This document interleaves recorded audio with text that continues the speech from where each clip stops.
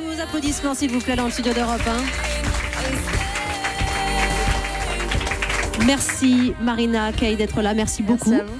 De participer à ce moment d'échange avec les plus jeunes qui peut-être rêvent comme vous d'un destin similaire, parce que il faut revenir, je suis désolée de toujours revenir aux origines, mais 2011, c'est vrai que vous arriviez à ce concours-là, pour ceux qui ne vous connaissent pas, amené par une copine, vous n'y croyez pas au début, puis vous vous prenez au jeu, et il y a cette force en vous qui vous gagne, et finalement, il y a cette voix qui éclate, et ce joyau que vous êtes.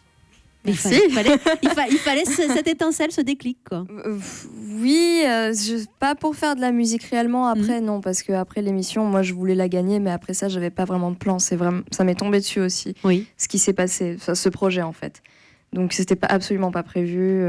L'émission s'est complètement détachée à tout ça. D'accord, mais ça vous a rattrapé. En tout cas, vous avez passé le bac ce matin ?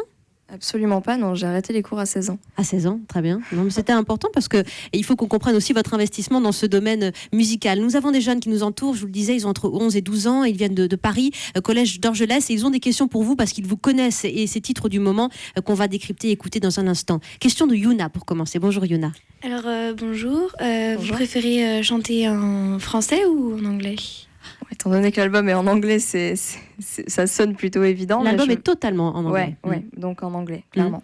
Ouais. Et c'est vous qui écrivez vos textes ? Oui.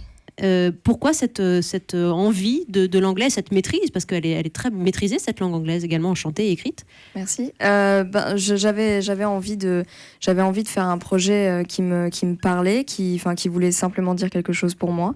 Et je me sentais mieux à écrire et à chanter dans cette langue. Et puis j'avais envie de pouvoir le proposer au maximum de territoires possibles. Donc oui. Voilà. Avec cette chanson que j'aime particulièrement, c'est Dark Star. Écoutez-la, piano-voix, accompagnement extrêmement discret où on vous entend vous mettre à nu aussi dans cette chanson. We are dreams, you and I, we're not real in the light. I am yours, you are mine, but we don't make it out alive.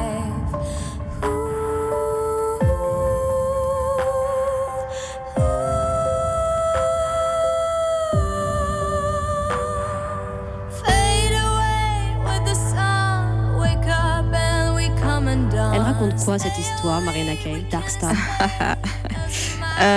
C'est vraiment, vraiment très, très, très personnel en fait. Oui. Je pense que c'est assez évident, ça parle de quelqu'un, quelqu'un précisément, mais c'est compliqué d'en dire plus. Mais il y a cette envie de justement mettre un peu de distance pour ceux qui n'adhèrent pas totalement à l'anglais, pour vous exprimer mieux, justement, de manière à la fois plus internationale, mais pour les Français plus discrète, plus cachée. Non, pas nécessairement plus discrète et plus cachée en fait. C'est juste que je suis quelqu'un de pudique et j'avais besoin de faire un album qui parle de ma vie et qui parle de ces histoires qui m'ont marqué et que j'ai vécues. Mais j'avais pas envie que ça devienne un livre ouvert. Oui, donc c'est pas vraiment pour créer une distance, mais c'est juste pour avoir de la pudeur et que ce soit pas une affaire autre que la musique.